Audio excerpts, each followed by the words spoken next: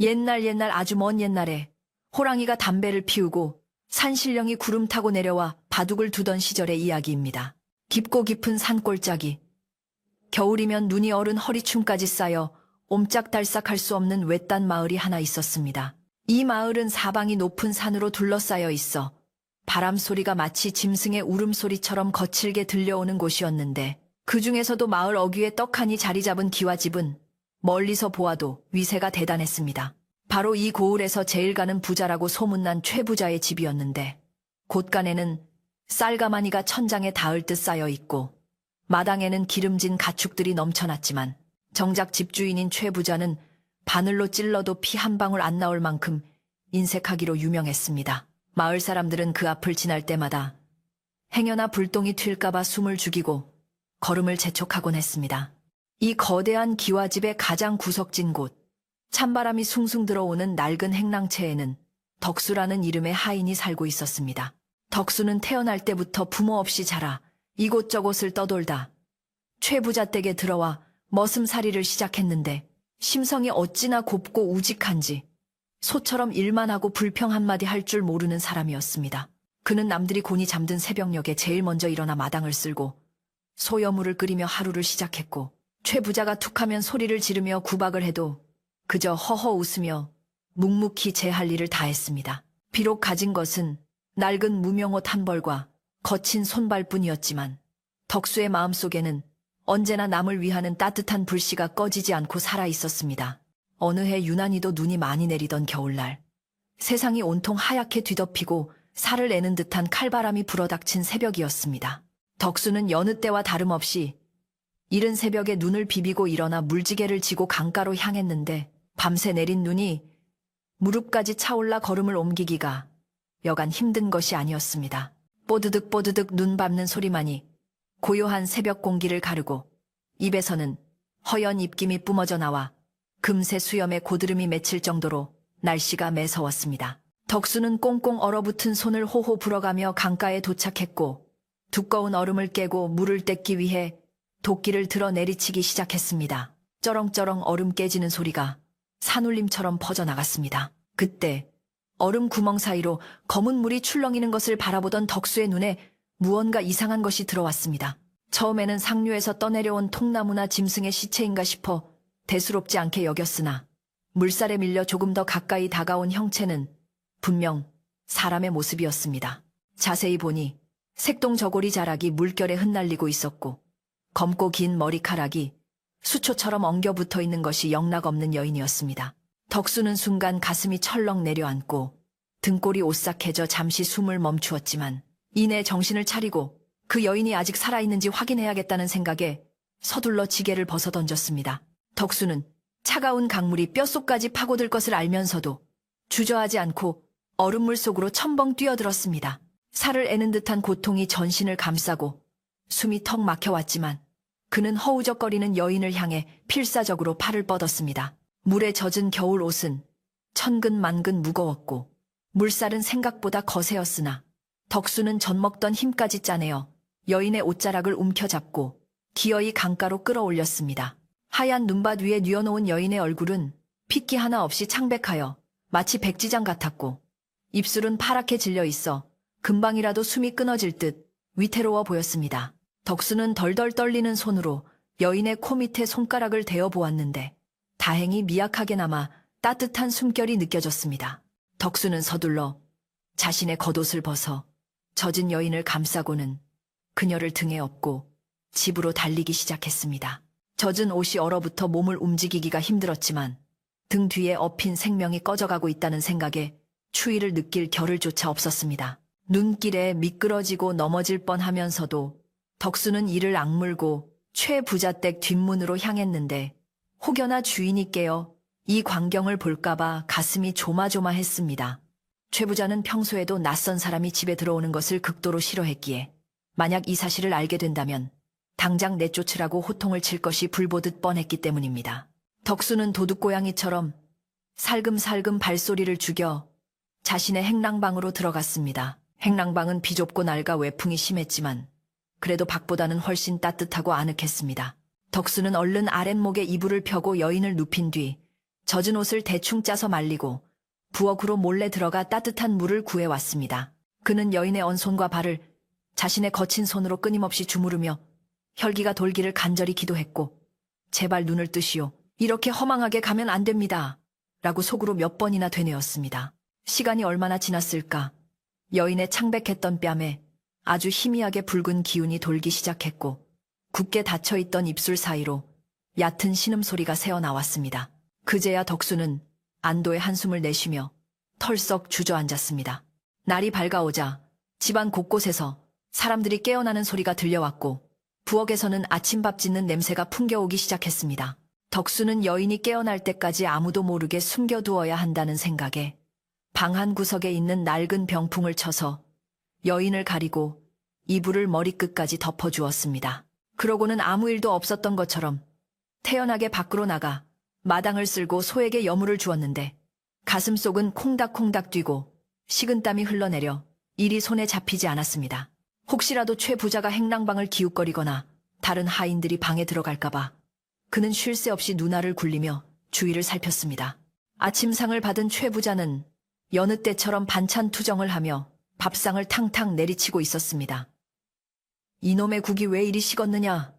칸감을 아끼려고 불을 적게 뗀 게야? 최 부자의 고함 소리가 담장을 넘어 행랑채까지 들려오자 덕수는 움찔 놀라며 빗자루질을 멈추었습니다.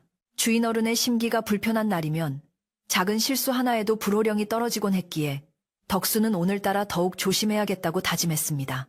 그는 부엌에서 일하는 식모 아주머니에게 사정하여 남은 미음 한 그릇을 몰래 얻어내었고, 품속에 감춘 채 주위를 살피며 재빠르게 자신의 방으로 돌아왔습니다. 다행히 아무도 그를 눈여겨보지 않았습니다. 방으로 돌아온 덕수는 여인이 아직도 깊은 잠에 빠져 있는 것을 보고 식은 미음을 숟가락으로 떠서 조심스럽게 입에 넣어주었습니다. 여인은 의식이 없는 와중에도 본능적으로 미음을 삼켰고, 덕수는 그 모습을 보며 왠지 모를 측은함과 애틋함을 느꼈습니다. 자세히 보니 여인의 옷차림새는 물에 젖고 더러워졌음에도 불구하고 쓰인 천이 예사롭지 않았으며, 고운 손이나 맑은 이마를 보아하니 험한 일을 해본 적 없는 귀한 집 규수 같아 보였습니다. 어쩌다 이런 깊은 산골까지 떠내려왔을까? 무슨 사연이 있는 걸까? 덕수는 궁금한 마음이 들었지만 지금은 그녀가 살아나는 것이 우선이라 생각했습니다. 오후가 되자 햇살이 제법 따스하게 내리쬐어 처마 밑에 고드름이 녹아 똑똑 떨어졌습니다. 덕수는 틈틈이 방에 들러 여인의 상태를 살폈는데, 저녁 무렵이 되어서야 여인이 힘겹게 눈을 떴습니다. 그녀의 눈동자는 깊은 호수처럼 맑았지만 그 안에는 깊은 슬픔과 공포가 서려 있어 마주보는 사람마저 가슴을 아리게 했습니다. 여인은 낯선 천장과 덕수의 얼굴을 번갈아 보며 놀란 듯 몸을 움츠렸으나 덕수가 따뜻한 목소리로 안심하시오. 여기는 안전한 곳이니 걱정 마시오라고 말하자 경계심을 조금 풀고 다시 스르르 눈을 감았습니다. 그녀는 말을 하려 했으나 목이 잠겨 소리가 나오지 않는 듯 했습니다. 그날 밤 덕수는 여인이 추위에 떨지 않도록 아궁이에 장작을 가득 넣고 불을 지폈습니다. 평소 같으면 팩감이 아깝다며 최 부자에게 혼날까봐 엄두도 못 낼 일이었지만 지금은 사람 목숨이 달린 일이니 어쩔 수 없었습니다. 방바닥이 절절 끓을 정도로 뜨거워지자 여인의 호흡도 한결 편안해졌고, 덕수는 그 곁에 쭈그리고 앉아 밤새 쪽잠을 자며 간호를 했습니다. 창밖에서는 컹컹 짖어대던 개들도 잠잠해지고 온 세상이 고요한 어둠 속에 잠들었지만 덕수의 방만은 작은 호롱불 아래 긴장감이 감돌았습니다. 덕수는 내일 날이 밝으면 어떻게 해야 할지 막막했지만 일단은 이 가여운 생명을 지켜내는 것만이 자신이 할 수 있는 유일한 도리라고 믿었습니다. 다음 날 아침 최 부자는 헛기침을 하며 마당으로 나왔다가 굴뚝에서 연기가 피어오르는 행랑채를 보고 미간을 찌푸렸습니다. 저 녀석이 아침부터 웬 불을 저리 요란하게 뗀단 말이냐? 깜이 남아도는 줄 아나. 최 부자는 지팡이를 휘두르며 덕수를 불렀고, 덕수는 화들짝 놀라 방문을 닫고 뛰쳐나갔습니다. 아이고, 주인 어른 일어나셨습니까요? 날이 너무 차서 잠시 불을 좀 넣었습니다. 덕수는 허리를 굽신거리며 변명했지만 최 부자의 의심 가득한 눈초리는 쉽게 거두어지지 않았습니다. 내 놈이 혼자 쓰는 방에 무슨 불이 그리 필요해? 혹시 방 안에 누굴 들인 게냐? 최 부자의 날카로운 질문에 덕수의 등줄기에는 식은땀이 흘렀습니다. 덕수는 애써 태연한 척 웃으며 손사래를 쳤습니다. 아이고, 당치도 않습니다요. 저 같은 놈 방에 누가 오겠습니까? 그저 간밤에 몸살 기운이 있어 조금 덮였을 뿐입니다. 다행히 최 부자는 혀를 채채 차며 몸뚱이 하나 건사 못해서 밥값은 어떻게 하려고 라고 핀잔을 주고는 돌아섰습니다. 덕수는 가슴을 쓸어내리며 안도의 한숨을 쉬었지만 비밀을 오래 숨길 수 없다는 것을 직감했습니다. 마을 사람들 입방아에도 오르내리기 전에 여인이 기력을 회복해서 제 갈 길을 가면 좋으련만 여인의 상태는 당장 움직이기에는 너무나 쇠약해 보였습니다. 덕수는 불안한 마음을 안고 다시 일터로 향했습니다. 며칠이 지나자 여인은 조금씩 기운을 차려 앉아서 미음을 받아먹을 수 있게 되었습니다. 하지만 여전히 말 한마디 없이 멍하니 허공만 바라볼 뿐 자신의 이름이 무엇인지 어디서 왔는지 전혀 입을 열지 않았습니다. 덕수가 조심스레 물어보아도 그저 고개만 가로저을 뿐이었고 가끔 눈가에 눈물만 그렁그렁할 뿐이었습니다. 덕수는 그녀가 큰 충격을 받아 말을 잃었거나 말 못할 사정이 있으리라 짐작하고 더 이상 묻지 않았습니다. 그저 묵묵히 끼니를 챙겨주고 방을 따뜻하게 해주며 그녀가 마음을 열 때까지 기다려주기로 했습니다. 마을에는 아직 이 사실이 알려지지 않아 겉으로는 평온한 일상이 계속되는 듯 했습니다. 그러던 어느 날 최 부자의 집안이 발칵 뒤집히는 사건이 발생했습니다. 최 부자가 애지중지하며 장롱 깊숙한 곳에 보관하던 귀한 옥지환이 감쪽같이 사라진 것입니다. 이 옥지환으로 말할 것 같으면 대대로 내려오는 갑오로 그 값어치가 집 한 채와 맞먹는다는 소문이 돌 만큼 귀한 물건이었습니다.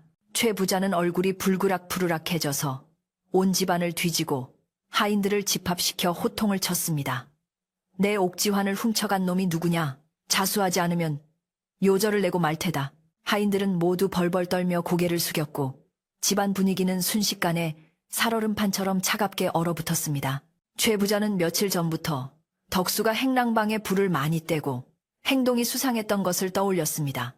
게다가 평소 입도 벙긋 안 하던 덕수가 부엌을 자주 들락거리며 먹을 것을 챙기는 모습도 심상치 않게 여겨졌습니다. 의심의 화살은 자연스럽게 덕수에게로 향했고 최 부자의 눈빛은 매서운 독사처럼 덕수를 쏘아보았습니다. 내 이놈 덕수야. 네가 요새 수상쩍게 굴더니 내 놈 짓이 분명하구나. 내 눈은 못 속인다. 최 부자는 다짜고짜 덕수의 멱살을 잡고 흔들었고 영문도 모르는 덕수는 억울함에 눈을 동그랗게 떴지만 변명할 기회조차 주어지지 않았습니다. 덕수는 결백을 주장하며 무릎을 꿇고 빌었지만 이미 눈이 뒤집힌 최 부자의 귀에는 아무것도 들리지 않았습니다. 저는 정말 모르는 일입니다요, 주인어른. 하늘을 우러러 맹세코 손대지 않았습니다. 덕수의 절규에도 불구하고 최 부자는 하인들에게 명하여 덕수의 방을 샅샅이 뒤지라고 고함을 질렀습니다.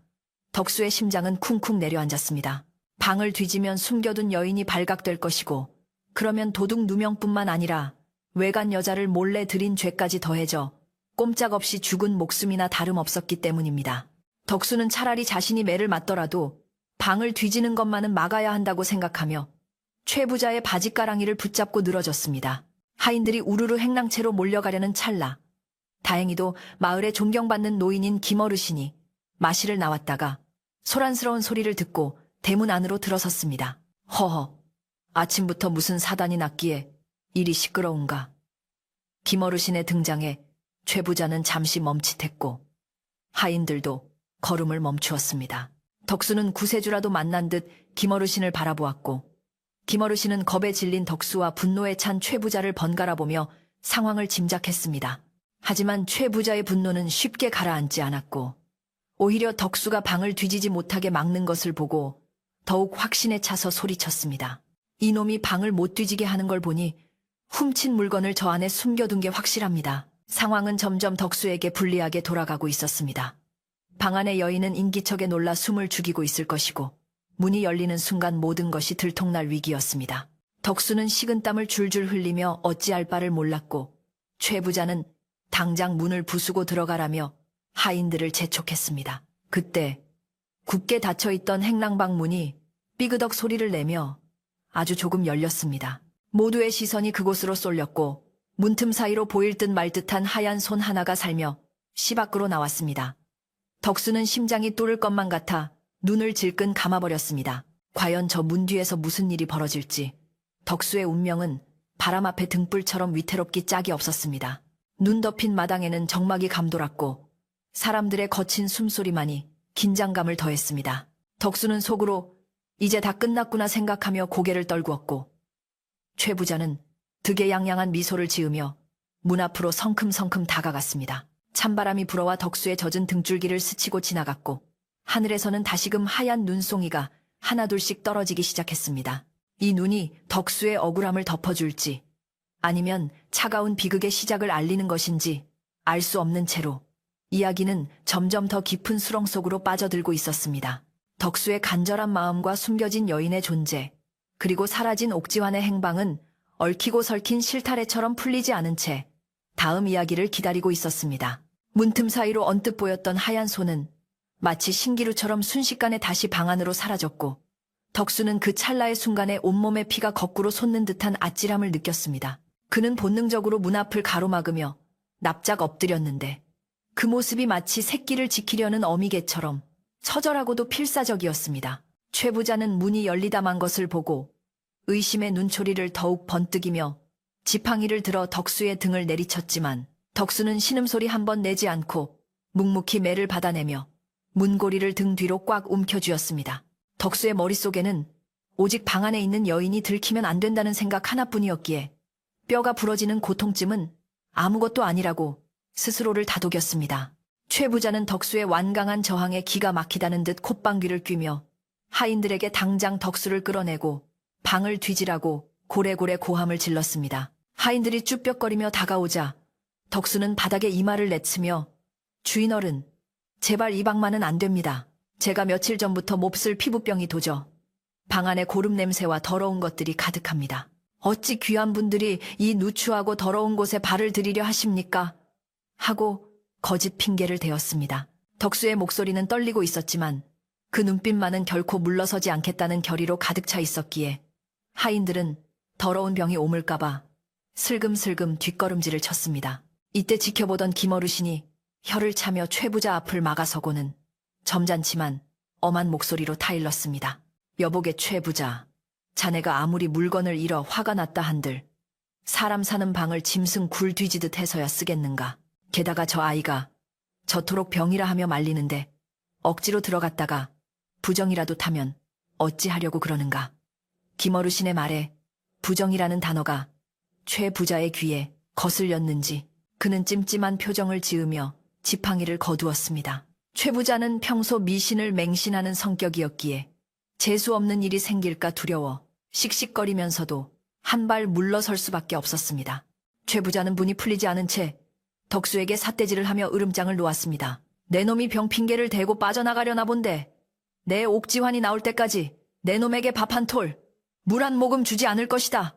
그리고 내일까지 자백하지 않으면 관아에 넘겨서라도 네 껍질을 벗겨놓고 말 테니 그리 알아라. 최 부자는 표독스러운 말을 남기고 뒤돌아서며 침을 깸 뱉었고 마당에 모여있던 하인들도 눈치를 보며 하나둘씩 흩어졌습니다. 덕수는 그제야 긴장이 풀려 다리가 후들거렸지만 억지로 몸을 일으켜 방문을 등지고 앉아 혹시나 누가 다시 올까봐 경계를 늦추지 않았습니다. 소동이 가라앉고 주위가 조용해지자 덕수는 조심스럽게 방 안으로 들어갔는데 여인은 이불을 뒤집어 쓴 채 사시나무 떨듯 떨고 있었습니다. 그녀는 밖에서 오가는 험악한 말들을 모두 들었기에 자신 때문에 생명의 은인이 곤경에 처했다는 사실에 극심한 공포와 죄책감을 느끼고 있는 듯 했습니다. 덕수는 퉁퉁 부어오른 등과 어깨의 통증을 감추며 애써 환하게 웃어 보였습니다. 걱정 마십시오, 아씨. 주인 어른이 성미가 좀 급해서 그렇지 나쁜 분은 아닙니다. 제가 잘 말씀드리면 오해도 풀릴 테니 아씨는 그저 몸조리만 잘하시면 됩니다. 덕수의 거짓말은 서툴렀지만 그 마음만은 따뜻한 온돌처럼 여인의 언 마음을 녹여주었습니다. 하지만 덕수의 바람과는 달리 마을에는 이상한 소문이 돌기 시작했는데 그 진원지는 최 부자 댁에서 덕수와 함께 일하는 칠성이라는 하인이었습니다. 칠성은 평소 일은 게을리하면서 주인에게 아부하는 재주만 뛰어나 우직하게 일만 하는 덕수를 눈엣 가시처럼 여기며 시기하던 자였습니다. 그는 아까의 소동을 지켜보며 덕수가 방을 보여주지 않으려 길을 쓰는 모습에서 수상한 낌새를 눈치챘고 덕수의 방 근처를 기웃거리며 염탐을 시작했습니다. 칠성은 덕수가 방 안에 누군가를 숨겨두고 옥지환을 훔쳐 그 사람에게 주었을 것이라고 제멋대로 상상의 나래를 펼쳤습니다. 해질 무렵 칠성은 마을 어귀의 주막으로 달려가 동네 사람들에게 자신이 본 것을 부풀려 떠벌리기 시작했습니다. 이보게들, 내 말 좀 들어보소. 그 얌전한 고양이 같던 덕수놈이 글쎄 방 안에 여자를 숨겨두고 있었다니까. 최 부자 때 귀한 옥지환이 없어진 것도 다 그 여자 치장해 주려고 훔친 게 분명해. 칠성의 입에서 나온 말은 발 없는 말이 되어 천리를 가듯 순식간에 마을 전체로 퍼져나갔습니다. 사람들은 삼삼오오 모여 쑥덕거렸고 사람 속은 모른다더니 덕수가 그럴 줄 몰랐다며 혀를 차거나 어디서 여우 같은 년이 들어와 순진한 총각을 홀렸다며 확인되지 않은 사실을 진실인 양 믿어버렸습니다. 마을 아낙네들은 빨래터에 모여 방망이질을 하며 덕수의 이야기를 안주 삼아 떠들었습니다. 아니, 그 덕수가 글쎄 밤마다 방에서 킬킬거리는 소리가 났다지 뭐야. 최 부자가 그리 아끼는 옥지환을 훔쳐다가 첩살림을 차렸다니 세상에 믿을 놈 하나 없다니까. 어머 정말이야? 얼굴은 순둥이처럼 생겨가지고 엉큼하기 짝이 없네. 최 부자가 알면 가만 안 둘 텐데. 덕수놈 제명에 못 살겠어. 아낙네들의 입방아는 꼬리에 꼬리를 물고 이어졌고 덕수는 어느새 마을에서 제일 가는 도둑놈이자 파렴치한 인간으로 낙인 찍히고 말았습니다. 차가운 겨울바람보다 더 매서운 사람들의 입김이 덕수의 목을 조여오고 있었습니다. 다음 날 아침 칠성은 쪼르르 최 부자에게 달려가 간밤에 자신이 퍼뜨린 소문을 마치 남에게 들은 것처럼 고자질했습니다. 마님, 마을에 소문이 파다합니다요. 덕수놈 방에 여자가 숨어 있다는 게 사실인 모양입니다.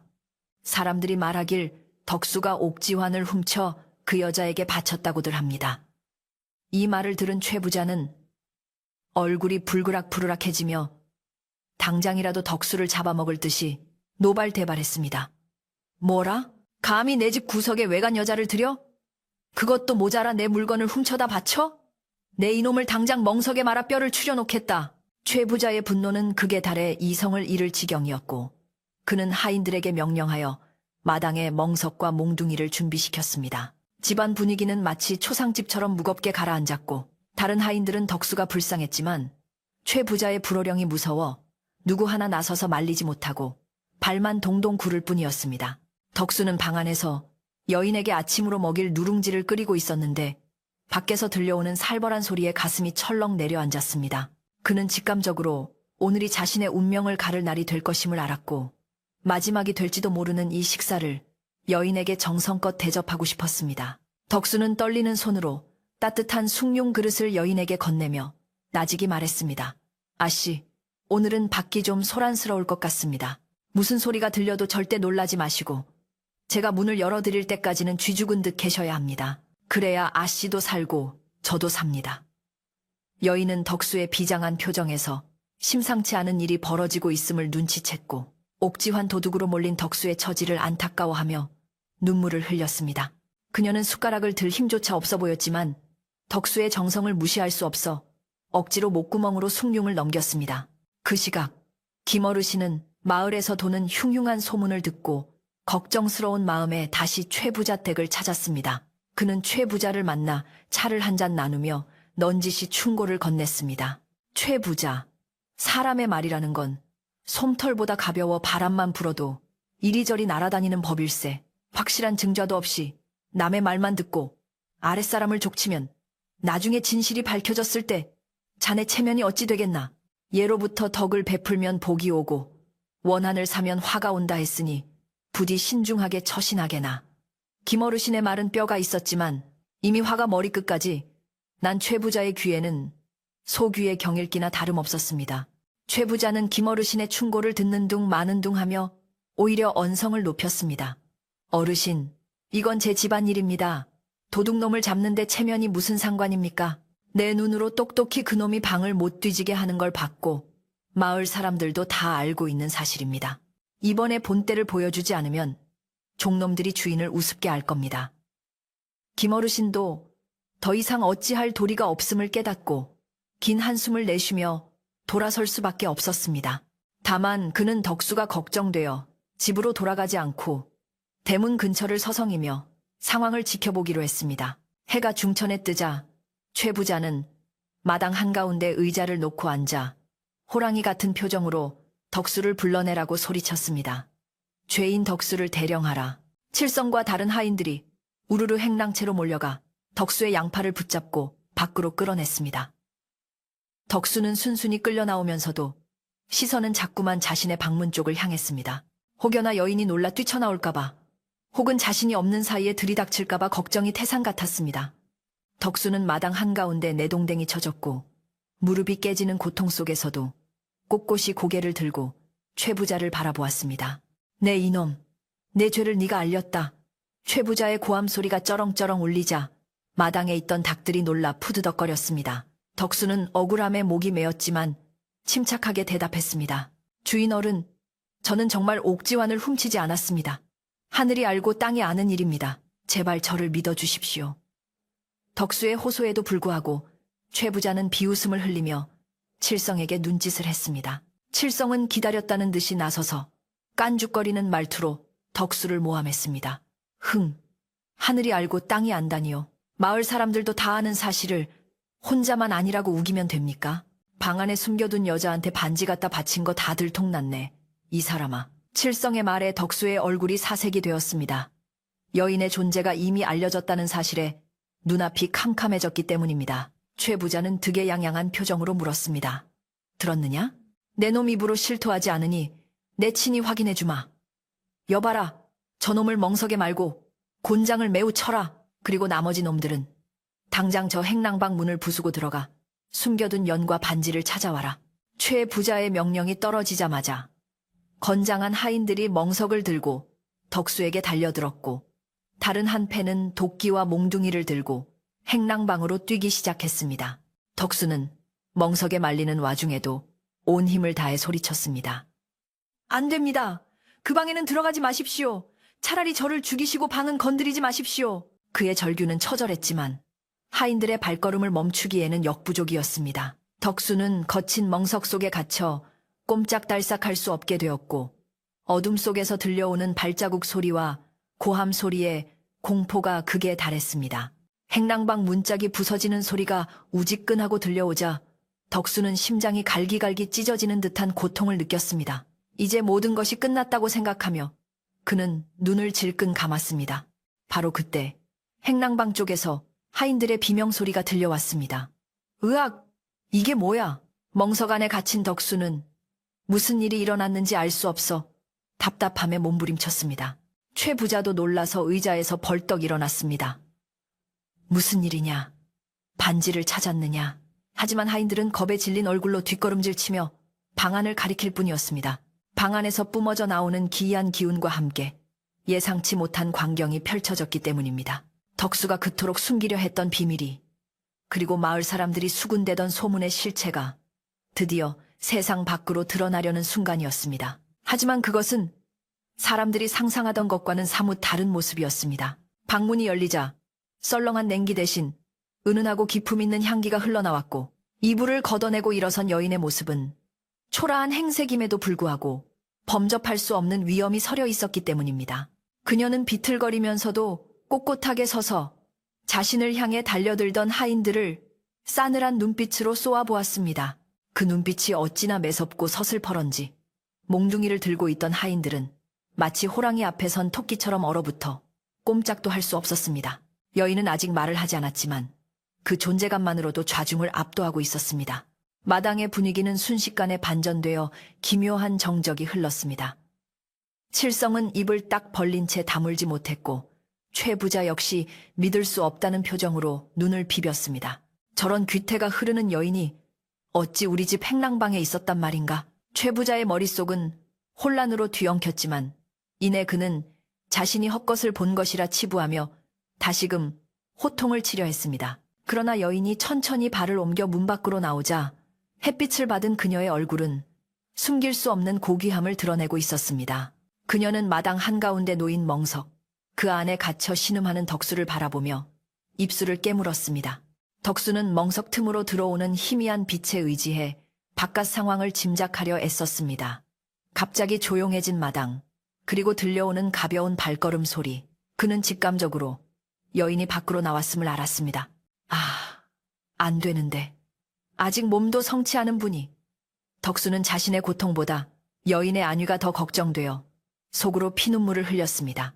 여인은 멍석 앞으로 다가와 털썩 주저앉으며 거친 지푸라기 위에 자신의 고운 손을 얹었습니다. 그 손길은 마치 덕수의 아픔을 어루만지려는 듯 떨리고 있었고, 이를 지켜보던 사람들은 숨을 죽이고 그 다음 행동을 주시했습니다. 최 부자는 잠시 당황했지만 곧 정신을 차리고 다시 기세를 올렸습니다.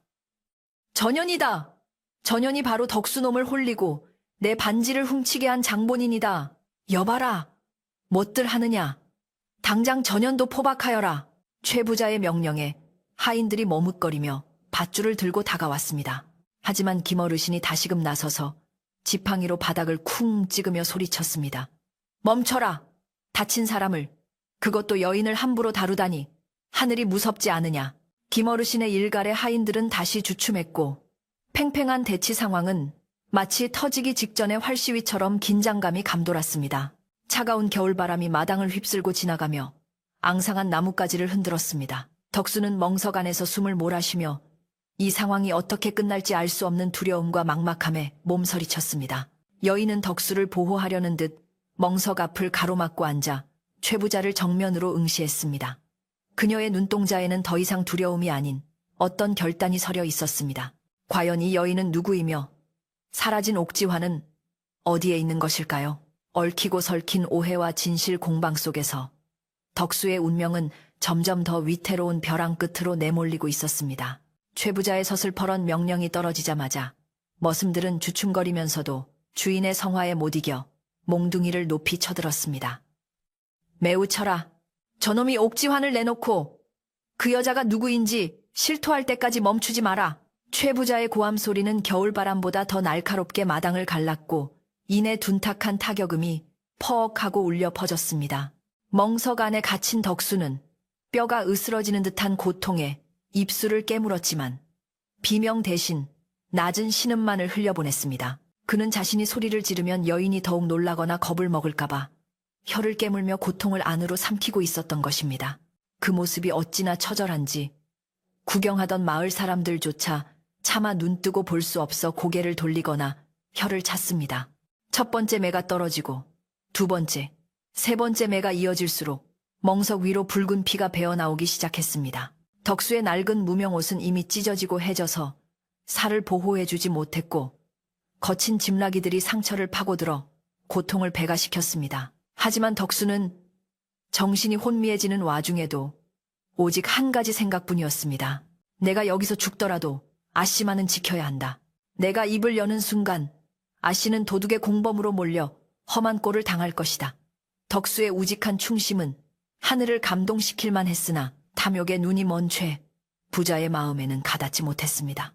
최 부자는 피를 보고도 눈 하나 깜짝하지 않고 오히려 흥분하여 더욱 매질을 재촉했습니다. 여인은 눈앞에서 벌어지는 참혹한 광경에 얼굴이 백지장처럼 하얗게 질려버렸습니다. 자신의 생명을 구해준 은인이 자신 때문에 도둑으로 몰려 죽음의 문턱을 넘나들고 있다는 사실에 그녀의 가슴은 천 갈래만 갈래로 찢어지는 듯 했습니다. 여인은 비틀거리는 몸을 이끌고 멍석 쪽으로 다가가려 했으나 최 부자의 하인들이 앞을 가로막아설 뿐이었습니다. 그녀는 소리칠 힘조차 남아있지 않아 그저 멍석 위로 떨어지는 몽둥이를 바라보며 하염없이 눈물만 흘렸습니다. 그녀의 눈물은 뺨을 타고 흘러내려 차가운 땅바닥을 적셨고 그 모습은 마치 꺾인 꽃송이처럼 애처롭기 그지없었습니다. 그때 맑았던 하늘에 갑자기 검은 먹구름이 몰려오기 시작하더니 순식간에 사방이 어둑어둑해졌습니다. 멀리서 불어오는 바람 소리가 마치 귀신의 울음소리처럼 윙윙거리며 마당을 휘감았고 최 부자 집 뒤뜰에 있는 대나무 숲이 요란하게 흔들리며 스산한 분위기를 자아냈습니다. 마을의 노인들은 하늘을 올려다보며 수군거리기 시작했습니다. 이게 무슨 변고인가? 맑은 하늘의 날벼락이라더니 억울한 사람의 피를 보면 하늘도 노한다는데 정말 그런 게 아닌가? 사람들의 불안한 속삭임이 커져갔지만 최 부자는 애써 이를 무시하며 하늘을 향해 삿대질을 해댔습니다. 날씨 탓하지 마라. 도둑놈 잡는데 귀신이 무슨 상관이냐. 마당 한 구석에 묶여있던 누렁소가 갑자기 고개를 쳐들고 음매하며 구슬프게 울부짖기 시작했습니다. 평소에는 순하기 그지없던 소가 마치 주인의 잔혹함을 꾸짖기라도 하듯 거품을 물고 발광을 하자 하인들도 겁에 질려 몽둥이질을 멈칫거렸습니다. 칠성은 소의 고삐를 잡으려다 뒷발질에 채여 나뒹굴었고 마당에 있던 개들은 꼬리를 내리고 마루 밑으로 숨어들었습니다. 집안의 가축들이 이토록 불안해하는 것은 분명 불길한 징조였으나 최 부자는 몽둥이를 빼앗아 들고 직접 덕수에게 달려들 기세였습니다. 이 미물들까지 나를 능멸하느냐. 다들 정신 똑바로 차리지 못해. 덕수는 희미해지는 의식 속에서 가축들의 울음소리와 사람들의 비명소리를 들으며 생각했습니다. 이대로 죽는 것인가. 억울함은 둘째치고 고향도 모르는 곳에 와서 고초를 겪는 저 여인은 어찌 되는가. 덕수는 마지막 힘을 짜내어 멍석 틈으로 손을 뻗어 흙바닥을 움켜쥐었습니다. 살고 싶다는 본능보다는 진실을 밝히고 싶다는 의지가 그를 간신히 붙들고 있었습니다. 그의 손톱 밑에는 피가 맺혔고 숨을 쉴 때마다 갈비뼈가 쑤셔왔지만 그의 눈빛만은 꺼지지 않는 불씨처럼 형형하게 빛나고 있었습니다. 그는 최 부자를 향해, 아니 세상을 향해 무언가 말하고 싶었지만 입안의 고인 피 때문에 말이 나오지 않았습니다. 김어르신은 더 이상 참을 수 없다는 듯 지팡이를 내던지고 멍석 위로 몸을 던져 덕수를 감싸 안았습니다. 이복의 최 부자, 자네가 정말 살인자가 되려 하는가? 이 아이가 죽으면 자네 집안에 내릴 저주를 어찌 감당하려고 일어나. 노인의 절규에 몽둥이가 허공에서 멈췄고 최 부자도 차마 마을의 어른을 칠 수는 없어 씩씩거라며 물러섰습니다. 어르신 비키십시오. 도둑놈을 감싸면 공범으로 취급할 수밖에 없습니다. 최 부자의 협박에도 김어르신은 요지부동이었고 덕수의 피 묻은 얼굴을 닦아주며 눈시울을 붉혔습니다. 덕수야, 정신 차려라. 네가 여기서 쓰러지면 누명을 벗을 길이 없다. 이 소란스러운 와중에 최 부자의 철없는 막내 아들이 장독대 뒤에서 얼굴을 빼꼼히 내밀고 훔쳐보고 있는 모습이 누군가의 눈에 띄었습니다. 평소 같으면 마당을 뛰어다니며 구경했을 아이가 오늘은 왠지 모르게 사색이 되어 몸을 숨기기에 급급한 모양새였습니다. 아이의 손은 흙투성이가 되어 있었고 무언가에 놀란 듯 눈동자가 심하게 흔들리고 있었습니다. 하지만 어른들은 덕수를 족치는데 정신이 팔려 아무도 아이의 수상한 행동을 눈여겨보지 않았습니다. 오직 멍석 틈으로 세상을 보고 있던 덕수만이 흐릿한 시야 속에서 아이의 겁에 질린 표정을 포착했을 뿐입니다. 덕수는 순간 머릿속을 스치고 지나가는 것이 있었습니다. 며칠 전 막내 도련님이 옥지환이 보관된 안방 주위를 서성거리던 모습, 그리고 흙장난을 하며 반짝이는 무언가를 가지고 놀던 모습이 주마등처럼 스쳐 지나갔습니다. 당시에는 대수롭지 않게 여겼으나 지금 생각해보니 그것이 바로 사라진 옥지환일지도 모른다는 생각이 들었습니다. 덕수는 확신할 수는 없었지만 이 억울함을 풀 열쇠가 저 아이에게 있을지도 모른다는 직감에 가슴이 세차게 뛰기 시작했습니다. 그는 갈라진 목소리로 힘겹게 입을 열었습니다. 도련님. 하지만 덕수의 목소리는 너무나 작아서 사람들의 고함 소리에 묻혀버렸고 최 부자는 다시금 하인들을 독촉하며 매질을 시작하려 했습니다. 뭘 꾸물거리느냐. 김어르신을 끌어내고 다시 쳐라. 하인들이 김어르신을 양쪽에서 붙잡아 끌어내려 하자 노인은 바둥거리며 저항했습니다. 마당은 아수라장이 되었고 공포와 광기가 뒤섞여 숨막히는 긴장감을 자아냈습니다. 그때 침묵을 지키던 여인이 비틀거리며 일어섰습니다. 그녀는 더 이상 방관자가 아닌 이 비극의 주인공으로 무대에 오를 준비를 마친 듯 했습니다. 그녀의 손이 품속의 옷고름으로 향했습니다. 여인은 떨리는 손으로 저고리 안쪽 깊숙한 곳을 더듬었습니다. 그녀가 꺼내려는 것이 무엇인지 아무도 알 수 없었지만 그녀의 결연한 표정은 보는 사람들을 압도하는 기운이 있었습니다.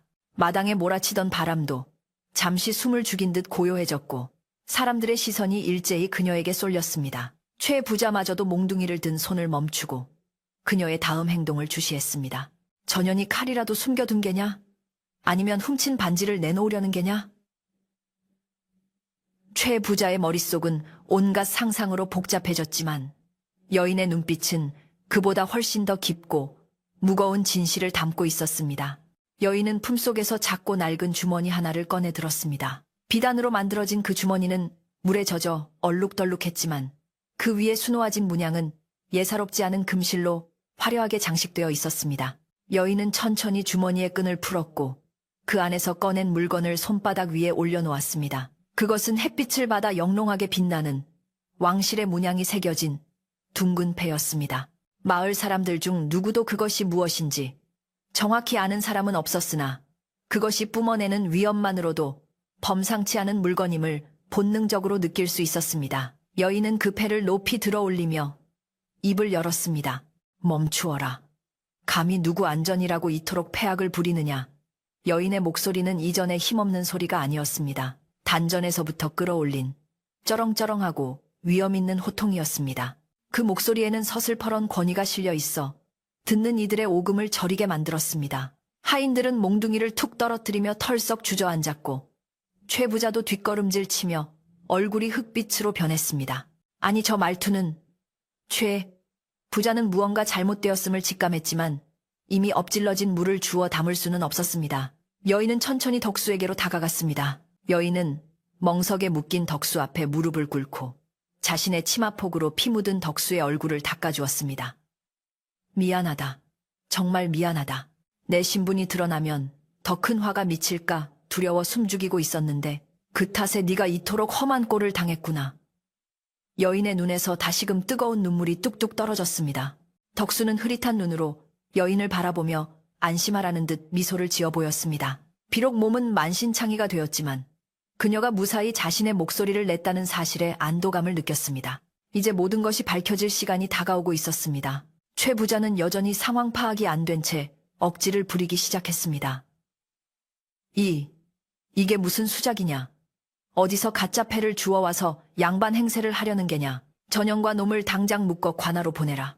최 부자는 자신의 실수를 인정하기 싫어 더욱 악을 썼지만 그의 목소리에는 이미 공포가 서려 있었습니다. 그는 자신의 권위가 무너지는 것을 견딜 수 없어 발악을 했지만 하인들은 아무도 움직이지 않았습니다. 그들은 본능적으로 알고 있었습니다. 지금 눈앞에 서 있는 여인이 자신들이 감히 손댈 수 없는 존귀한 분이라는 사실을 말입니다. 그때 대문 밖에서 말발굽 소리가 요란하게 들려왔습니다. 이리 오너라. 관아에서 나왔다. 웅장한 목소리와 함께 대문이 활짝 열리고 푸른 옷을 입은 관군들이 들이닥쳤습니다. 그 뒤를 이어 화려한 가마 한 채가 위풍당당하게 마당으로 들어섰습니다. 최 부자는 다리에 힘이 풀려 주저앉고 말았습니다. 관군들이 들이닥친 시점이 너무나 절묘했기에 사람들은 이것이 우연이 아님을 직감했습니다. 가마에서 내린 사람은 고을 사또였는데 그는 마당의 참상을 보고 미간을 찌푸리며 소리쳤습니다. 이게 무슨 난리란 말이냐. 대낮에 사형 스승이라니 국법이 두렵지 않으냐. 사또의 시선이 여인에게 머물자 그는 소스라치게 놀라며 황급히 땅바닥에 엎드렸습니다. 아이고, 아기씨, 여기서 이러고 계셨습니까? 대감마님께서 얼마나 찾으셨는지 모릅니다. 사또의 행동에 마을 사람들과 최 부자는 경악을 금치 못했습니다. 고을의 수령인 사또가 절을 할 정도라면 저 여인의 신분은 상상조차 할 수 없을 만큼 높다는 뜻이었기 때문입니다. 최 부자는 입을 뻐끔거리며 숨조차 제대로 쉬지 못했고 칠성은 쥐구멍이라도 찾고 싶은 심정으로 고개를 박았습니다. 여인은 사또의 인사를 받지 않고 차갑게 최 부자를 노려보았습니다. 사또, 내 이 집 주인의 무도함을 고발하려 합니다. 죄 없는 사람을 도둑으로 몰아 죽이려 하고 사람의 목숨을 파리 목숨보다 못하게 여기니 그 죄를 어찌 다스려야 하겠습니까? 여인의 말 한마디 한마디는 비수가 되어 최 부자의 가슴에 꽂혔습니다. 사또는 즉시 포졸들에게 명하여 최 부자를 포박하려 했습니다. 그러나 최 부자는 마지막 발악으로 소리쳤습니다. 아닙니다. 저놈은 도둑입니다. 제 옥지환을 훔쳐간 도둑놈입니다. 증거가 없지 않습니까? 끝까지 자신의 잘못을 인정하지 않는 최 부자의 추악한 모습에 사람들은 고개를 저었습니다. 바로 그때 덕수가 힘을 내어 손가락으로 장독대 쪽을 가리켰습니다. 사또, 저기 도련님을 보십시오. 덕수의 희미한 목소리에 모두의 시선이 장독대 뒤로 향했습니다. 그곳에는 최 부자의 막내 아들이 공포에 질려 오줌을 지린 채 서 있었는데 아이의 손에는 흙투성이에 반짝이는 물건이 들려 있었습니다. 사또가 눈짓을 하자 포졸 하나가 달려가 아이의 손을 폈습니다. 그곳에는 햇빛을 받아 영롱하게 빛나는 초록색 옥지환이 들려 있었습니다. 최 부자가 그토록 찾아 헤매던, 그리고 덕수를 도둑으로 몬 그 문제의 물건이었습니다. 아니, 저게 왜 저기에? 최 부자는 믿을 수 없다는 듯 눈을 비볐습니다. 아이는 울음을 터뜨리며 자백했습니다. 아버지가 아끼시는 거라 만져보고 싶어서 가지고 놀다가 장독대 뒤에 숨겼어요. 혼날까봐 말을 못했어요. 엉엉. 아이의 울음소리가 마당에 울려 퍼지자 최 부자의 얼굴은 붉어지다 못해 터질 듯이 달아올랐습니다. 자신의 아들이 범인인 줄도 모르고 생사람을 잡았으니 이보다 더 큰 망신과 죄악은 없었습니다. 마을 사람들은 웅성거리며 최 부자를 손가락질했고, 그럼 그렇지, 덕수가 그럴 리가 있나? 라며 혀를 찼습니다. 여인은 싸늘한 미소를 지으며 최 부자에게 다가갔습니다. 보았느냐? 내 놈의 탐욕과 의심이 어떤 결과를 초래했는지. 네 아들의 장난감으로 전락한 반지를 찾겠다고 무고한 사람의 피를 보았으니 그 죄값은 네 가문의 몰락으로도 갚지 못할 것이다. 여인의 저주는 최 부자의 뼈에 사무쳤고 그는 그제야 사시나무 떨듯 떨며 살려달라고 빌기 시작했습니다. 아이고, 죽을 죄를 지었습니다. 제발 용서해 주십시오. 제 눈이 멀어 사람을 알아보지 못했습니다. 최 부자의 비굴한 모습은 덕수의 의연함과 대비되어 더욱 초라하게 보였습니다. 사또는 엄한 목소리로 판결을 내렸습니다. 여봐라! 무고한 양민을 죽이려 하고 윗전에게 불경을 저지른 최가놈을 당장 관하로 끌고 가라. 그리고 저 하인의 상처를 치료할 의원을 급히 부르라. 포졸들이 최 부자를 줄줄이 엮어 끌고 가자 마을 사람들은 환호성을 질렀습니다. 칠성 또한 공범으로 지목되어 함께 끌려갔는데 그의 비명소리가 꼴사납게 울려 퍼졌습니다. 마당에는 다시 평화가 찾아왔지만 멍석 위에 쓰러진 덕수는 이미 의식을 잃은 뒤였습니다. 여인은 덕수의 손을 꼭 잡고 눈물을 흘리며 다짐했습니다. 내 반드시 너를 살려내어 은혜를 갚으리라. 바람이 잦아들고 구름 사이로 다시 햇살이 비치기 시작했습니다. 하지만 덕수의 얼굴은 창백하기 그지없었고 그의 숨소리는 가늘게 이어지고 있었습니다. 과연 덕수는 이 깊은 상처를 털고 일어날 수 있을까요? 그리고 신분이 밝혀진 여인은 덕수에게 어떤 보답을 하게 될까요? 마을을 뒤흔든 옥지환 사건은 일단락되었지만 덕수와 여인의 인연은 이제 새로운 국면을 맞이하고 있었습니다. 눈 덮인 산골 마을에 따뜻한 봄 기운이 찾아오듯 덕수의 인생에도 볕들 날이 오기를 모두가 간절히 바라고 있었습니다.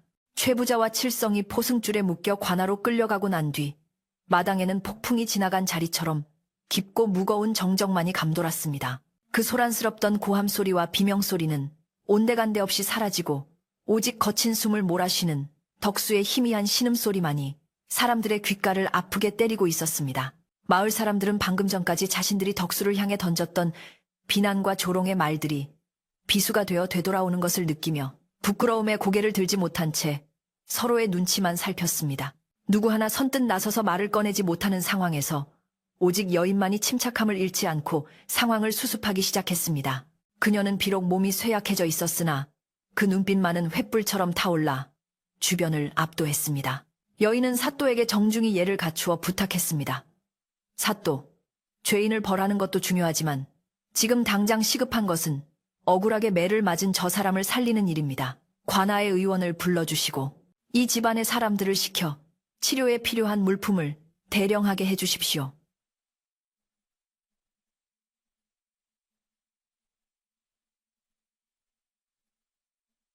사또는 여인의 말에 즉시 고개를 끄덕이며 포졸 한 명을 급히 의원에게 보냈고 남은 하인들에게 호통을 쳐 덕수를 옮길 채비를 하도록 명했습니다. 주인이 잡혀가는 모습을 보고 혼비백산하여 숨어있던 하인들은 그제야 허둥지둥 마당으로 나와 덕수를 조심스럽게 들어올렸습니다. 그들의 손길은 전과는 달리 조심스러웠고 덕수의 찢어진 옷 사이로 드러난 처참한 상처를 보며 죄책감에 손을 떨었습니다.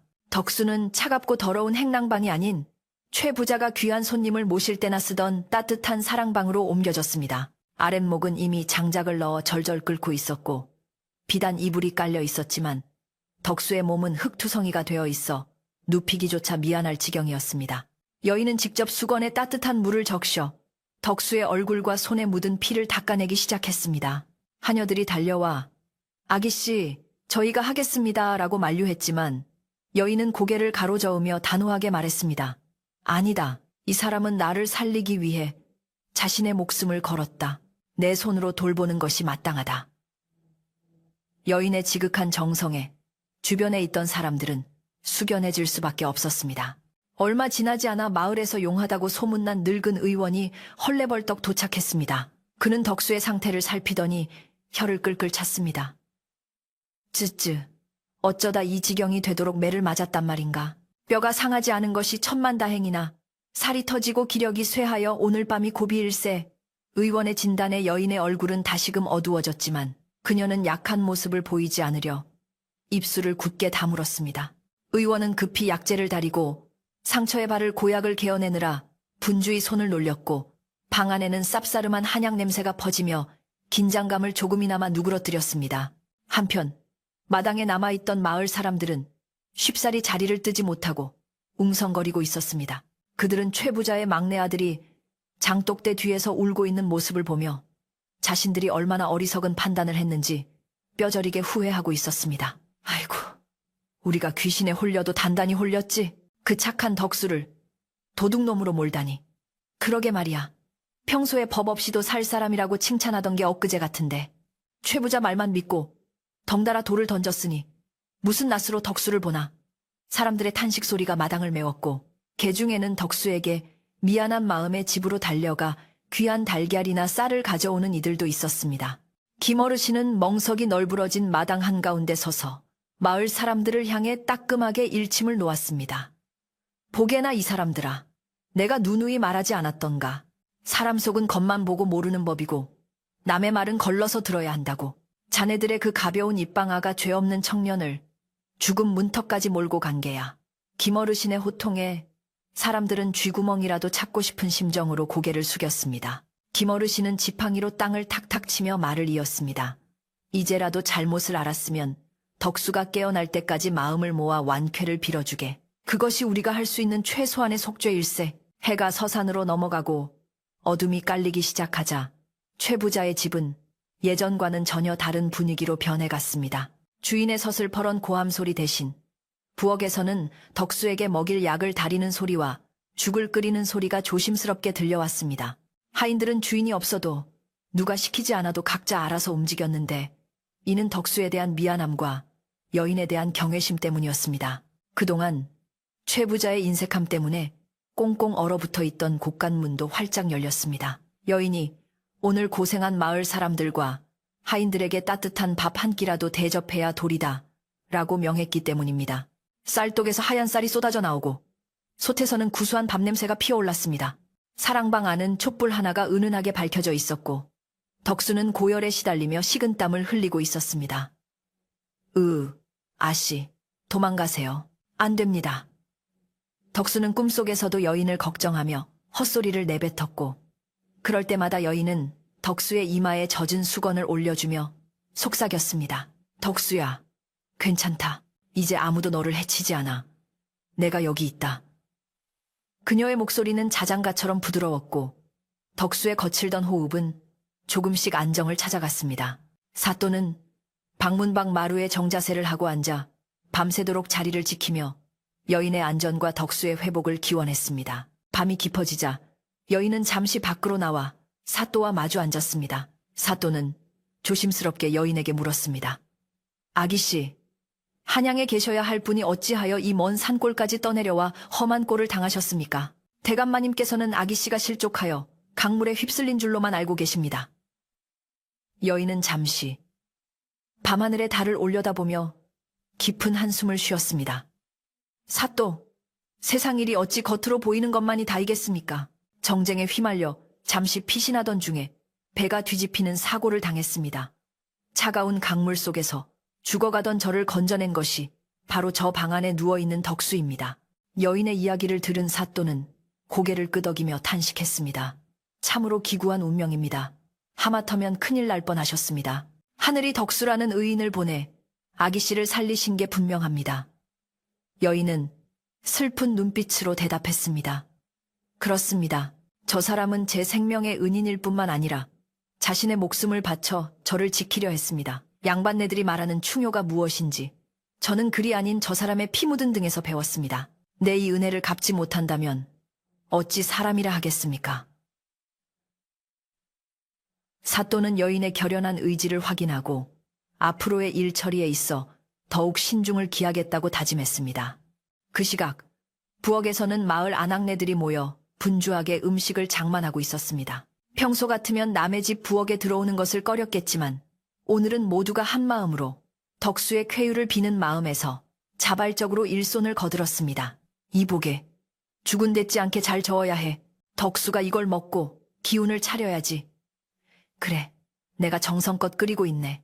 참, 아까 김어르신 말씀 들으니 내 얼굴이 다 화끈거리더구먼.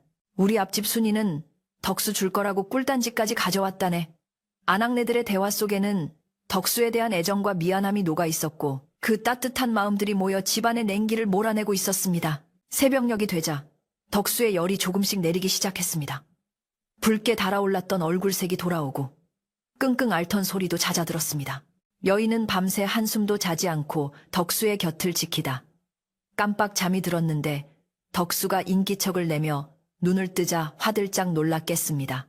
덕수는 낯선 천장과 비단 이불 그리고 곁에 있는 여인을 보고 어리둥절한 표정을 지었습니다. 아, 아씨, 여기가 어디입니까? 혹시 제가 죽어서 저승에 온 것입니까? 덕수의 엉뚱한 질문에 여인은 눈물을 글썽이며 웃음을 터뜨렸습니다. 아니다, 덕수야. 여기는 이승이고 너는 살았다. 우리가 이겼어. 덕수는 몸을 일으키려다 밀려오는 통증에 다시 자리에 누웠지만 그의 눈은 반짝였습니다. 그럼 아씨는 무사하신 겁니까? 그 옥지화는, 주인 어른은 어떻게 되셨습니까? 덕수는 자신의 몸보다 여인의 안위와 사건의 전말을 먼저 걱정했습니다. 여인은 덕수의 손을 꼭 잡으며 차근차근 설명해 주었습니다. 옥지화는 막내 도련님이 장독대에 숨겨둔 것이 발견되었고 최 부자와 칠성은 관하로 끌려가 죗값을 치르고 있다. 이제 너를 도둑이라 부르는 사람은 아무도 없단다. 모두가 너를 의인이라 칭송하고 있어. 그제야 덕수는 안도의 숨을 길게 내쉬며 굵은 눈물방울을 뚝뚝 흘렸습니다. 날이 완전히 밝자 마을 사람들이 하나둘씩 최 부자의 집 마당으로 모여들었습니다. 덕수가 깨어났다는 소식이 바람을 타고 전해졌기 때문입니다. 사람들의 손에는 저마다 덕수를 위해 가져온 약초, 과일, 떡 등이 들려 있었습니다. 사또는 마루에 나와 사람들을 향해 큰 소리로 알렸습니다. 모두 듣거라. 덕수는 깨어났고 의원의 말로는 며칠 푹 쉬면 거동할 수 있다고 한다. 또한 이 모든 사단은 최 부자의 탐욕과 섣부른 의심에서 비롯된 것이니 너희들도 이번 일을 거울 삼아 다시는 헛소문에 휘둘려 죄 없는 일을 해하는 일이 없도록 하라. 사또의 명쾌한 정리에 마을 사람들은 명심하겠습니다. 라고 한 목소리로 대답했습니다. 여인은 하인들을 시켜간 밤에 준비한 음식을 마당에 차리게 했습니다. 비록 주인이 없는 집이나 오늘만큼은 모두가 배불리 먹고 덕수의 회복을 축하해 주십시오. 그리고 지난날의 오해와 앙금은 이 밥과 국으로 깨끗이 씻어내리시길 바랍니다. 여인의 넉넉한 인심에 마을 사람들은 감동했고 마당에는 어느새 잔치 아닌 잔치 분위기가 형성되었습니다. 김어르신이 먼저 국밥 한 그릇을 비우며 허허, 덕수 덕분에 우리 마을 인심이 다시 살아나는구먼이라며 덕담을 건넸고 사람들은 웃음꽃을 피우며 음식을 나누어 먹었습니다. 그동안 덕수를 괴롭히던 칠성이 사라지고 최 부자의 횡포가 없어지니 하인들의 얼굴에도 생기가 돌기 시작했습니다. 그들은 서로 눈짓을 교환하며 이제야 사람 사는 집 같다며 속삭였습니다.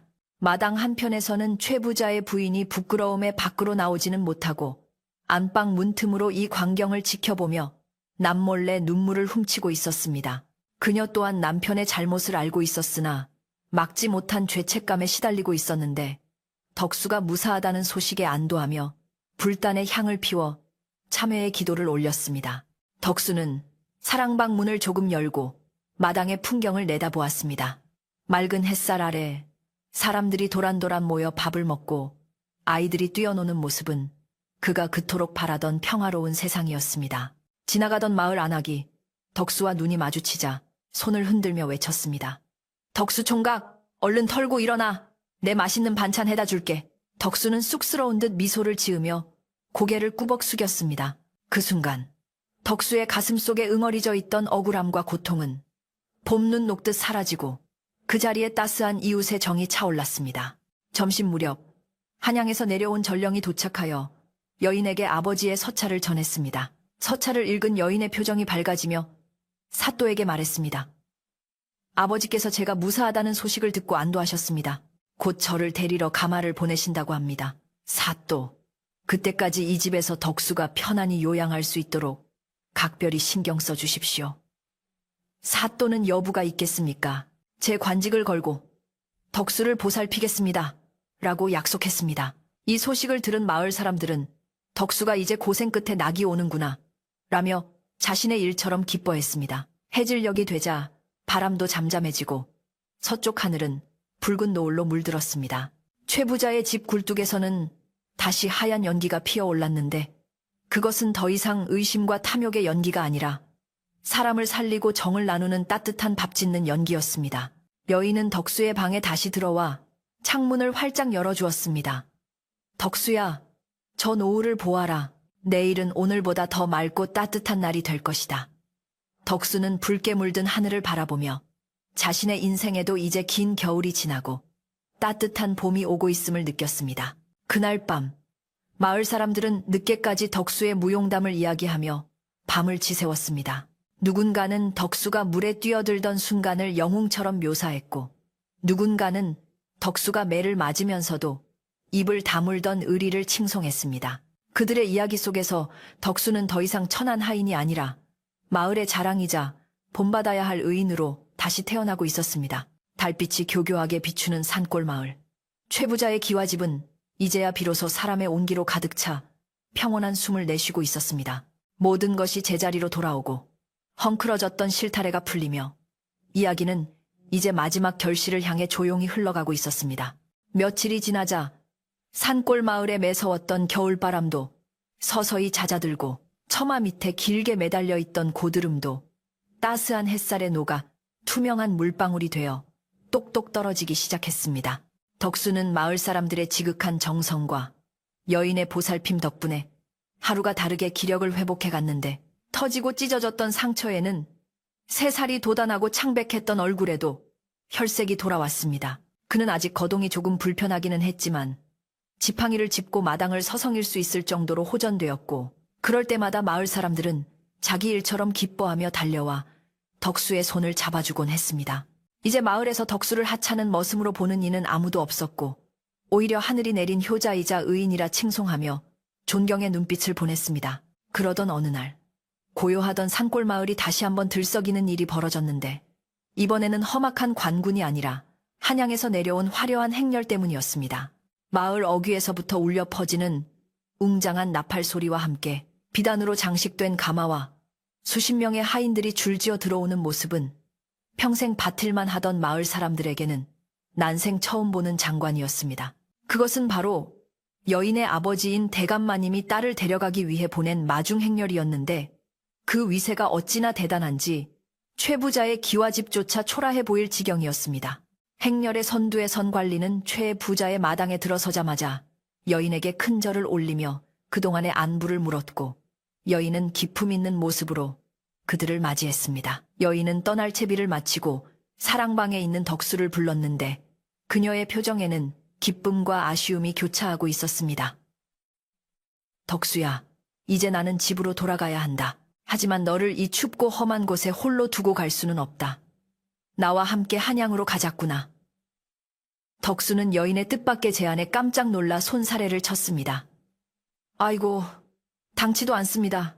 아씨, 저는 평생 흙 파먹고 산 천한 놈인데 어찌 감히 한양 대감마님 댁에 발을 들이겠습니까? 저는 이곳에 남아 제 분수대로 살겠습니다. 덕수는 자신이 여인에게 짐이 될까봐 그리고 익숙한 고향 같은 이곳을 떠나는 것이 두려워 거절하려 했습니다. 하지만 여인은 단호하게 고개를 저으며 덕수의 투박한 손을 꼭 잡았습니다.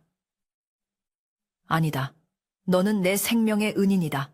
네가 없었다면 나는 지금 이 세상 사람이 아니었을 것이다. 은혜를 모르는 자는 짐승과 다를 바 없다 하였으니 내 너를 형제처럼 여기고 평생 보살피려 한다. 네가 가지 않겠다면 나도 발길이 떨어지지 않을 것이다. 여인의 진심 어린 설득과 간곡한 부탁에 덕수는 더 이상 고집을 피울 수 없었습니다. 그는 눈시울을 붉히며 고개를 끄덕였고 여인은 그제야 환하게 웃으며 하인들에게 덕수의 짐을 챙기라고 일렀습니다.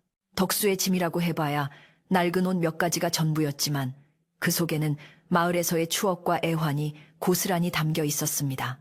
떠나는 날 아침, 마을 사람들은 누가 시키지 않았는데도 모두 최 부자의 집 앞으로 나와 덕수를 배웅했습니다. 김어르신은 덕수의 등을 두드리며 당부의 말을 아끼지 않았습니다.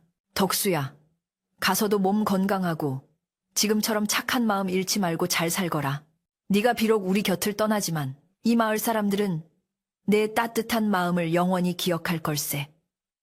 동네 안악들은 쌈짓돈을 털어 산 귀한 곶감이나 엿을 덕수의 품에 안겨주며 눈물을 훔쳤습니다. 덕수는 마을 사람 한 명 한 명에게 허리 숙여 인사하며 지난날의 서름은 모두 잊고 따뜻한 정만을 가슴에 품었습니다. 어르신들, 정말 감사합니다. 내내 건강하십시오. 이 은혜 잊지 않고 살겠습니다. 반면 며칠 전 관아에서 풀려나 집으로 돌아온 최 부자는 차마 밖으로 나오지 못하고 사랑방 문틈으로 이 광경을 훔쳐보고 있었습니다. 그는 막대한 벌금을 물고 옥지환 사건을 무마했지만 이미 땅에 떨어진 평판과 마을 사람들의 싸늘한 시선 때문에 쥐 죽은 듯 지내야만 했습니다. 그는 덕수가 화려한 가마 행렬의 호의를 받으며 떠나는 모습을 보며 질투와 회한이 뒤섞인 깊은 한숨을 내쉬었습니다. 내가 복을 제 발로 찾구나. 저런 귀인을 몰라보고 도둑 취급을 했으니.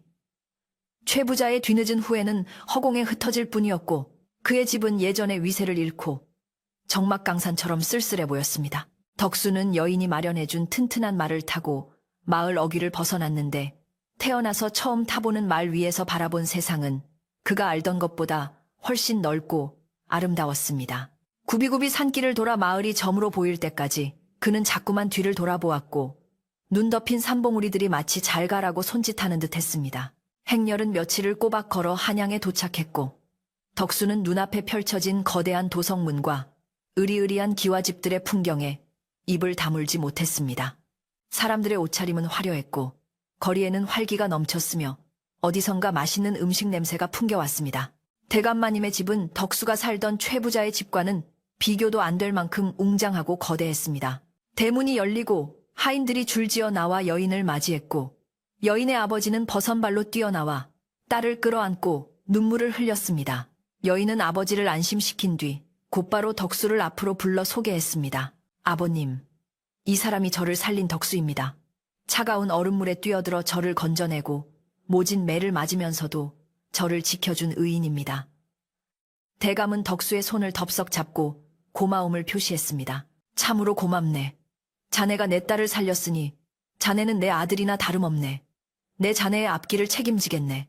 그날부터 덕수의 삶은 완전히 달라졌습니다. 그는 더 이상 춥고 배고픈 머슴이 아니라 대감마님 댁에 신임받는 집사로서 하인들을 관리하고 집안의 대소사를 돕는 중요한 위치에 오르게 되었습니다. 대감은 덕수에게 깨끗한 비단옷을 내려주고 따뜻한 독방을 내어주었으며 그를 배우고 무예를 익힐 수 있도록 배려해 주었습니다. 덕수는 처음에는 이런 호사가 낯설어 어쩔 줄 몰라 했지만 특유의 성실함과 우직함으로 금세 적응하여 집안 사람들의 신망을 얻었습니다. 그는 아랫사람들에게 함부로 하지 않고 항상 겸손하게 대했으며 힘든 일은 솔선수범하여 도맡아 했기에 칭송이 자자했습니다. 특히 덕수는 식사 때마다 밥상에 올라오는 하얀 쌀밥과 고깃국을 보며 감회에 젖곤 했습니다. 지난날 배고픔에 시달리며 남들이 먹다 남은 누룽지로 끼니를 때우던 시절이 떠올랐기 때문입니다. 그는 숟가락을 들 때마다 마음속으로 이 밥 한 톨도 헛되이 먹지 않고 남을 돕는 데 힘을 쓰겠다고 다짐했습니다. 덕수는 자신의 봉급을 털어 한양의 가난한 이들을 돕거나 고향 마을에 몰래 쌀과 옷감을 보내기도 했는데 이는 그가 겪었던 배고픔과 서러움을 누구보다 잘 알기 때문이었습니다. 여인은 그런 덕수를 흐뭇하게 지켜보며 자신의 선택이 틀리지 않았음을 확인하고 기뻐했습니다. 계절이 바뀌어 한양에도 완연한 봄이 찾아왔습니다. 대감댁들에는 매화와 살구꽃이 만발하여 향긋한 꽃내음이 진동했고 따스한 봄바람이 불어와 덕수의 옷자락을 살랑거렸습니다. 덕수는 일을 마치고 마루에 앉아 밤하늘에 둥실 떠오른 보름달을 올려다보았습니다. 그 달은 산골 마을에서 보던 달과 똑같이 밝고 둥글었지만 덕수의 마음가짐은 그때와는 사뭇 달랐습니다. 억울함과 공포로 떨던 밤들은 이제 옛 이야기가 되었고 가슴 속에는 평온함과 감사함만이 가득 차올랐습니다. 그는 달님을 향해 두 손을 모으고 고향 마을의 김어르신과 사람들의 안녕을 빌었습니다. 그때 여인이 다과상을 들고 덕수에게 다가왔습니다. 덕수야, 달이 참 밝구나. 무슨 생각을 그리 골똘히 하느냐. 덕수는 자리에서 일어나 공손히 대답했습니다. 아씨, 그저 모든 것이 꿈만 같아서 그렇습니다. 저 같은 놈이 이런 호강을 누려도 되는지, 혹시나 꿈에서 깨면 다시 차가운 멍석 위가 아닐지 겁이 나기도 합니다. 여인은 미소를 지으며 덕수에게 따뜻한 차 한 잔을 건넸습니다. 이건 꿈이 아니다. 내 착한 마음이 심은 씨앗이 자라 열매를 맺은 것이다. 너는 충분히 받을 자격이 있으니 이제는 마음 편히 행복을 누려라. 두 사람은 달빛 아래 마주 앉아 도란도란 이야기를 나누었습니다. 여인은 앞으로 덕수를 좋은 교수와 짝지어줄 계획을 넌지시 비췄고 덕수는 얼굴이 빨개져서 어쩔 줄 몰라 했습니다. 담장 너머에서는 풀벌레 소리가 자장가처럼 들려오고 밤바람은 부드럽게 두 사람을 감싸 안았습니다. 덕수는 따뜻한 차를 마시며 온몸으로 퍼지는 온기를 느꼈습니다. 그것은 단순히 차의 온기가 아니라 사람과 사람 사이에 흐르는 믿음과 정이 만들어낸 기적 같은 온기였습니다. 그는 비로소 지난날의 상처가 완전히 아물었음을 깨달았습니다. 세월이 흘러 덕수는 한양에서 제일 가는 부자가 되지는 않았지만 누구보다 마음이 넉넉하고 존경받는 사람이 되었습니다.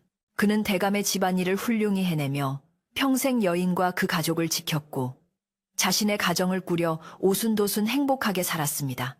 가끔 겨울이 오고 눈이 내릴 때면 그는 자식들을 무릎에 앉히고 옛날 이야기를 들려주곤 했습니다. 얼음장 밑에서 건져 올린 인연과 진심은 반드시 통한다는 이야기를 말입니다.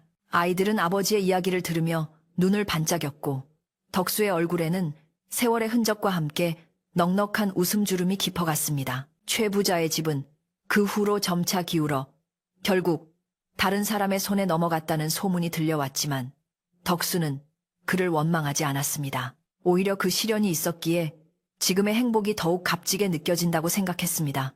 세상은 돌고 돌아 착한 사람은 복을 받고 악한 사람은 벌을 받는다는 이치가 증명된 셈이었습니다. 산골 마을에도 한양의 기와집에도 그리고 이 이야기를 듣는 여러분의 마음속에도 공평하게 달빛이 비추고 있습니다. 오늘 밤은 덕수가 누리는 평화처럼 아무런 걱정 없이 포근하고 따뜻한 꿈을 꾸시길 바랍니다. 옛날 이야기는 여기서 끝이 나고 밤은 깊어 온 세상이 고요한 잠에 빠져듭니다. 바람도 자고 새들도 둥지를 찾아 들어간 이 시각, 덕수의 따뜻한 아랫목처럼 여러분의 잠자리도 포근하기를. 그럼 안녕히 주무세요.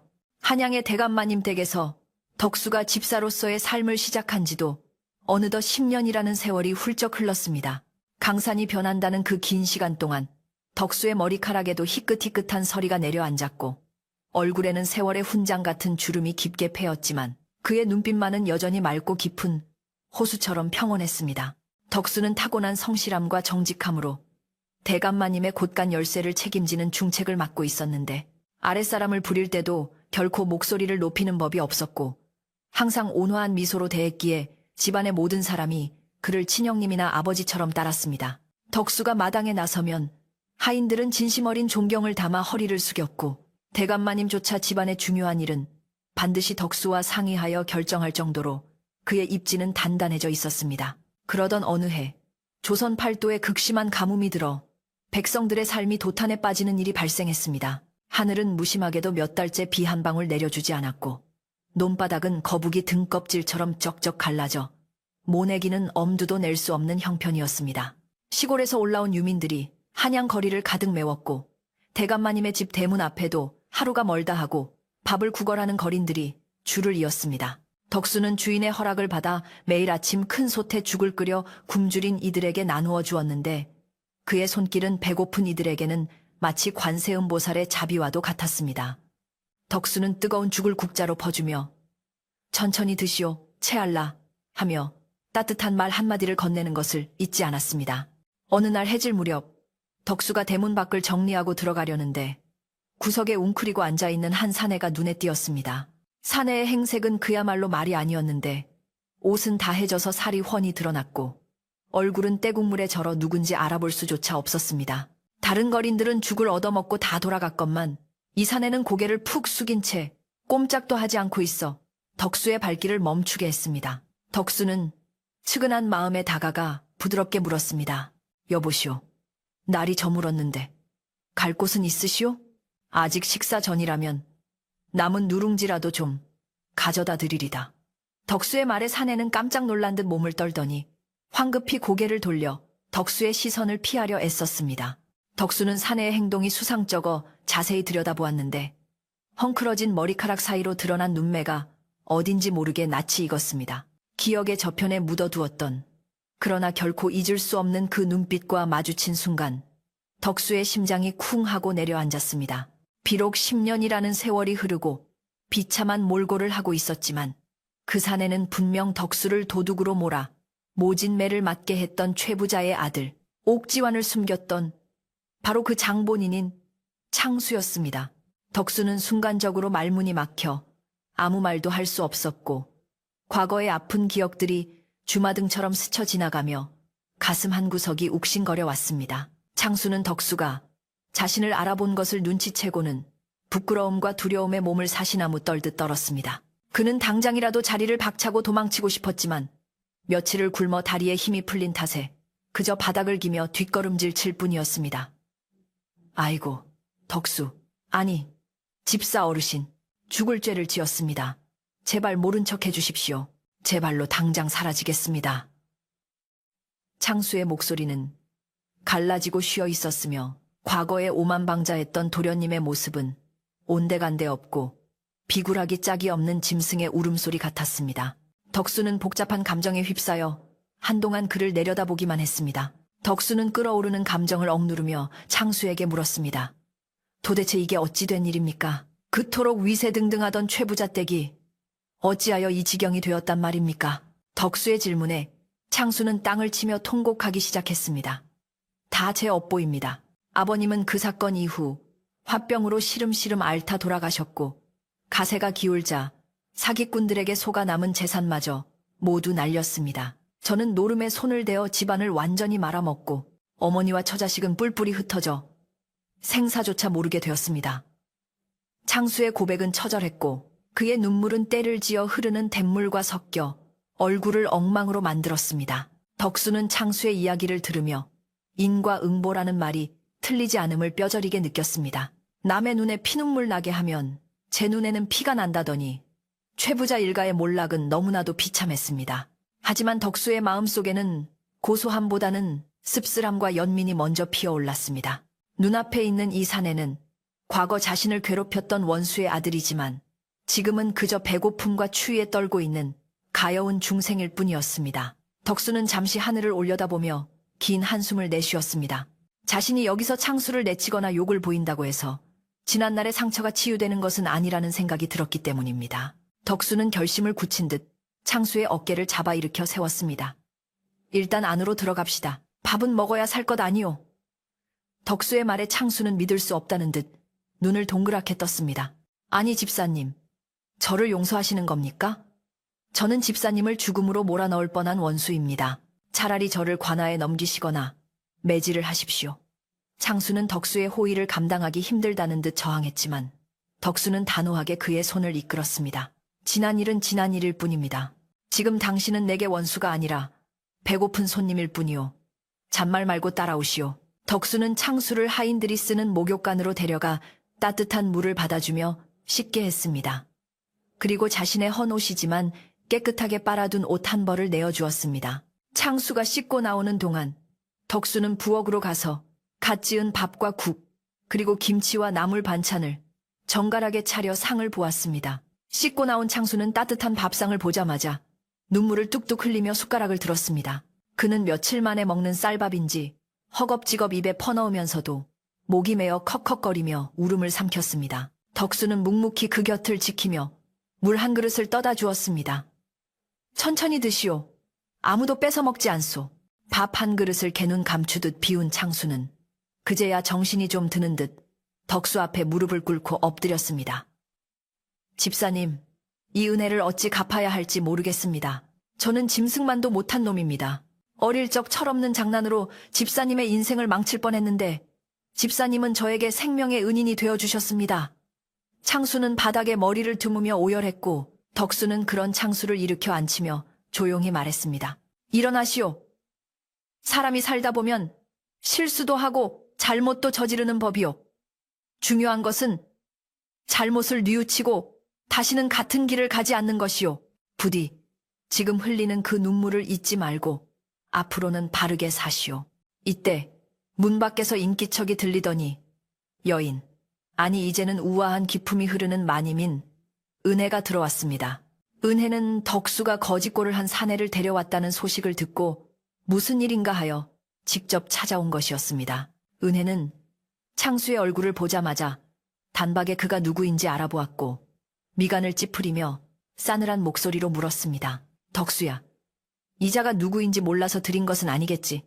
네가 잊었다 해도 나는 똑똑히 기억한다. 저자와 그 아비가 너에게 어떤 짓을 했는지.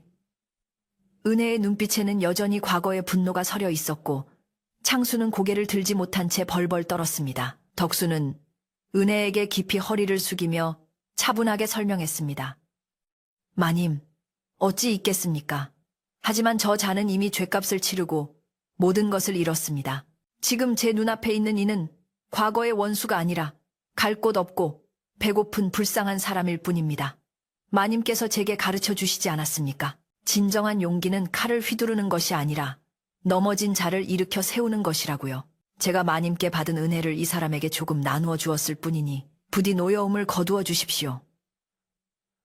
덕수의 진심 어린 호소에 은혜의 표정도 서서히 부드러워졌습니다.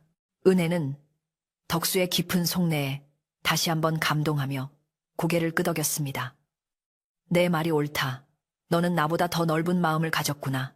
내 너를 통해 또 하나를 배운다. 은혜는 창수를 향해 엄한 목소리로 말했습니다. 듣거라.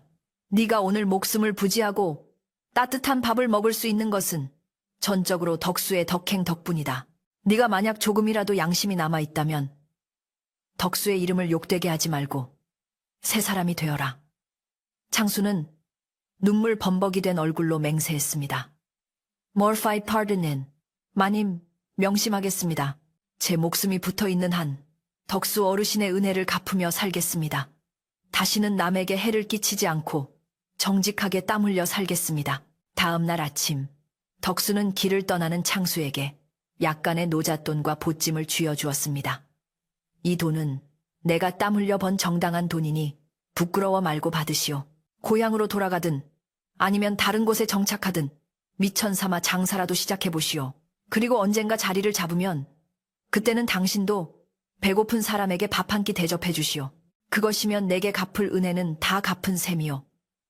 창수는 덕수의 손을 잡고 하염없이 눈물을 흘리며 몇 번이고 뒤를 돌아보며 길을 떠났습니다.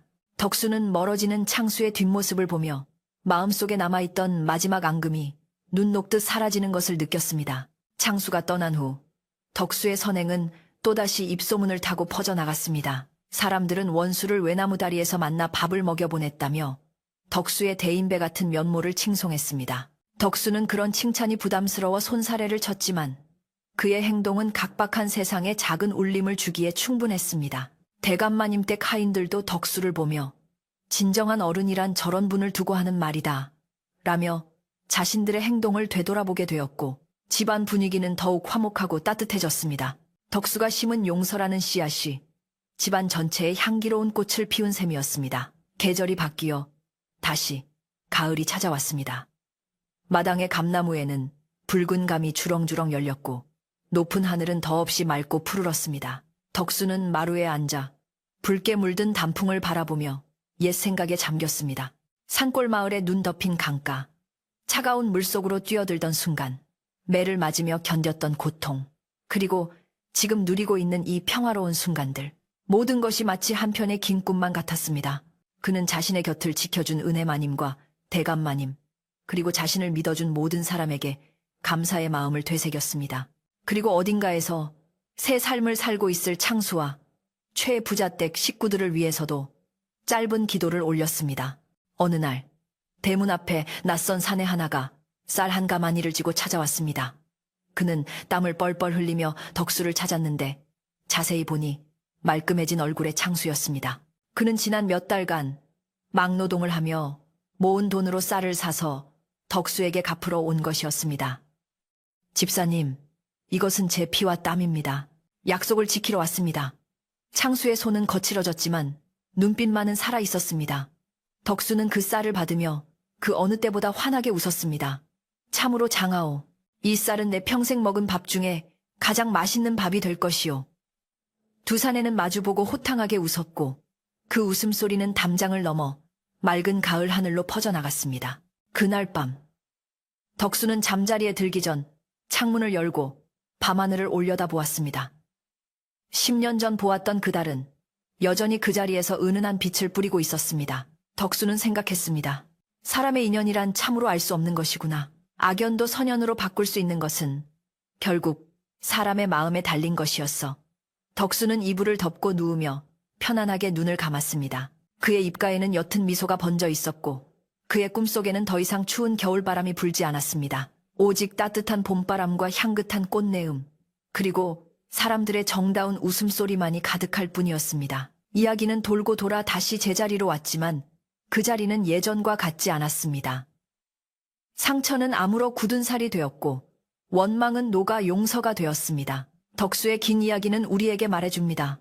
진심은 언제나 통하며 선한 마음은 반드시 돌고 돌아 자신에게로 돌아온다는 것을요. 오늘 밤 덕수의 따뜻한 마음이 이 이야기를 듣는 여러분의 가슴 속에도 작은 등불처럼 켜지기를 바랍니다. 세상이 아무리 차갑고 험해도 우리 마음속에 덕수와 같은 따뜻한 불씨 하나만 있다면 넉넉히 이겨낼 수 있을 것입니다. 이제 정말로 이야기를 마칠 시간이 되었습니다. 밤은 깊어 사위는 고요하고 풀벌레 소리만이 자장가처럼 들려옵니다. 덕수 어르신이 덮어주던 그 포근한 이불처럼 여러분의 밤도 따뜻하고 평안하기를 기원합니다. 내일 아침에는 창문으로 들어오는 맑은 햇살이 여러분을 반겨줄 것입니다. 모든 걱정과 근심은 저 밤하늘의 별들에게 맡겨두고 부디 편안히 주무세요. 안녕히 주무세요.